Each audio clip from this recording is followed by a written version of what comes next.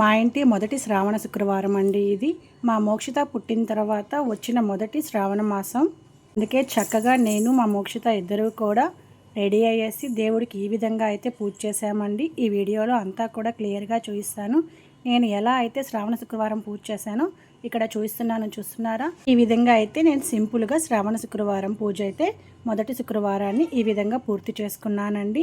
మరి మీ ఇంట్లో మీరు పూజ అయితే పూర్తి చేసుకునేసారా?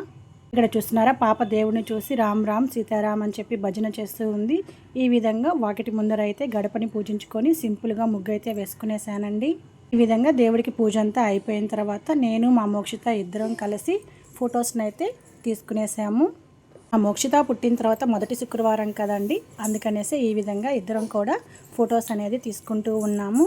ఇలా సింపుల్గా అయితే నేను మా ఇంట్లో శ్రావణ శుక్రవారం పూజ అయితే చేసుకునేసాను. మీ పూజ కూడా అయిపోయిందా? మీరు ఎలా చేసుకున్నారో కమెంట్ సెక్షన్లో మెన్షన్ చేయడం మాత్రం మర్చిపోవద్దండి. ఈ సంవత్సరం 3వ శుక్రవారం వరలక్ష్మి వ్రతం వస్తుందండి. మీకు వరలక్ష్మి వ్రతం ఉందా? అయితే ఎలా చేస్తారు? ఇలా వీటన్నింటినీ కమెంట్ సెక్షన్లో మెన్షన్ చేయడం మాత్రం మర్చిపోవద్దు. ఇలాంటి మరెన్నో మంచి మంచి వీడియోస్ కోసం నా ఛానల్ని లైక్ చేయండి, షేర్ చేయండి, సబ్స్క్రైబ్ చేసుకోండి. పక్కనే ఉన్న బెల్ ఐకాన్ నొక్కేసేయండి.